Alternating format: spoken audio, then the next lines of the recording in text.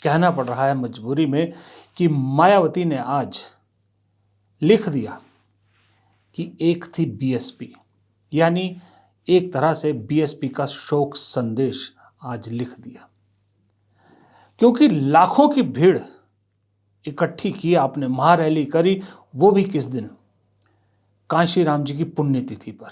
वो कांशीराम जिन्होंने गांव-गांव जाकर, पैदल चलकर, साइकिल पे चलकर बीएसपी बहुजन समाज पार्टी इसकी नींव रखी थी।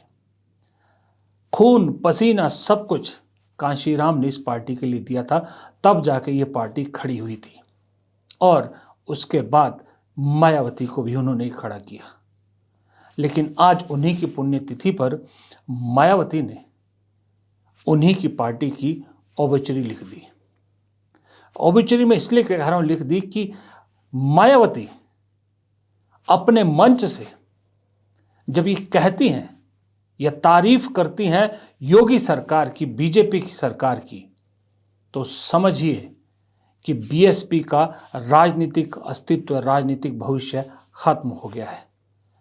11 साल से देश पर राज कर रही बीजेपी और तकरीबन 8 सालों से उत्तर प्रदेश में राज कर रही बीजेपी में अगर मायावती को अच्छाइयां नजर आती हैं, तो फिर मायावती को किसी बड़ी विपक्षी पार्टी का नेता होने का कोई हक नहीं। साथ ही वर्तमान राज्य सरकार की भी बहुत बहुत आभारी है। और इसलिए आभारी है क्योंकि इस स्थल को देखने वाले लोगों के टिकटों का इकट्ठा हुआ पैसा पूर्व की रही सपा सरकार की तरह वर्तमान भाजपा की राज्य सरकार ने इसे दबाकर नहीं रखा है, बल्कि पार्टी के आग्रह करने पर इसकी मरम्मत करने पर पूरा खर्च किया है। इस संबंध में मैं आप लोगों को ये बताना चाहती हूँ, जब यूपी में हमारी सरकार थी और ये मान्यवर श्री कांशीराम जी के आदर सम्मान में ये जो विशाल स्मारक स्थल जब बनाया गया था, तो हमने उसी समय हमारी सरकार ने ये व्यवस्था की थी कि हम देखने वालों के लिए इस पर हम टिकट की व्यवस्था करेंगे और इसका जो पैसा आएगा टिकट का, तो वो किसी और मद पर खर्च नहीं किया जाएगा, बल्कि जितने भी उत्तर प्रदेश की राजधानी लखनऊ में जो स्मारक बने हैं, पार्क बने हैं, तो उनके रख रखाव पर खर्च किया जाएगा। मजे की बात देखिए, कहा जा रहा है कि लखनऊ में एक भी जगह पर मायावती की इस रैली की तैयारियों में कोई नानुकुर या कोई सरकारी अड़चन पैदा नहीं की गई। पूरे लखनऊ को बीएसपी के रंग में रंग दिया गया था, लेकिन योगी सरकार को कोई दिक्कत नहीं। बाकायदा ट्रैफिक स्मूथ हो, वहां रैली स्थल पर जाने के लिए लोगों को कोई तकलीफ ना हो, इसका पूरा ध्यान रखा गया था, क्योंकि यह रैली दरअसल बीएसपी और बीजेपी की मिलीजुली रैली थी। और हैरानी की बात यह है कि मायावती को न योगी में बुराई दिखती, न मोदी में बुराई दिखती। बुराई दिखी तो दिखती है कांग्रेस और अखिलेश यादव में, वो अखिलेश यादव जो 8 साल से सत्ता में है भी नहीं। मैं सपा मुखिया अखिलेश यादव से मैं ये पूछना चाहती हूँ, यदि मान्यवर श्री कांशीराम जी के प्रति आपका इतना ही आदर सम्मान था, तो जब यूपी में मेरी सरकार थी तो मेरी सरकार ने अलीगढ़ मंडल में कासगंज के नाम से अलग से जिला बनाया।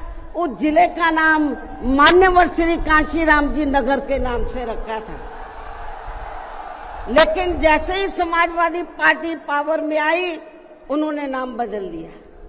मान्यवर श्री कांशीराम जी के नाम पर हमने कॉलेज, यूनिवर्सिटी, अनेकों संस्थानों के नाम रखे, अनेकों संस्थानों के नाम रखे, जनहित की योजनाएं शुरू की। सारी के सारी समाज, अधिकांश जो बड़ी बड़ी योजनाएं थी वो सभी के सभी इन्होंने बंद कर दी समाजवादी पार्टी की सरकार ने।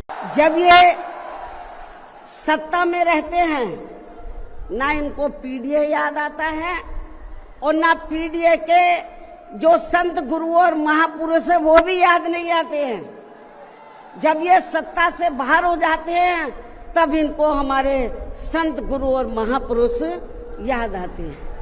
तो ऐसे दोगले लोगों से आप लोगों को बहुत ही सावधान रहने की जरूरत है। मैंने मायावती के आपको 2 बयान सुनाए, दोनों बयानों में आपने फर्क देखा। मैं एडिटर को कहूंगा आधी आधी स्क्रीन में दोनों बयान लगाएं, आप चेहरे के हाव भाव देखिए, आवाज मत सुनिए। जब मायावती अखिलेश यादव पर हमला कर रही है पीडीए को लेकर, तो वो लोगों से सीधा बात कर रही है, सीधा दिल से कहती हुई नजर आती है। लेकिन जब योगी सरकार की तारीफ कर रही हैं तो वो पढ़ के बोल रही है और साथ में फंबल भी कर रही है, बीच बीच में अटक रही है।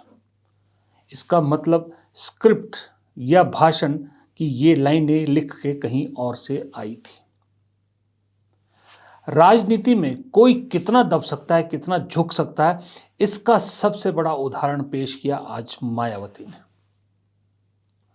अब सवाल ये उठता है कि मायावती को आज अचानक इतनी बड़ी रैली करने की क्या जरूरत आन पड़ी, और वो भी बीजेपी की तारीफ करने के लिए। जवाब बहुत आसान है। जवाब यही है कि जब जब बीजेपी डरती है अपनी बी टीम को आगे करती है।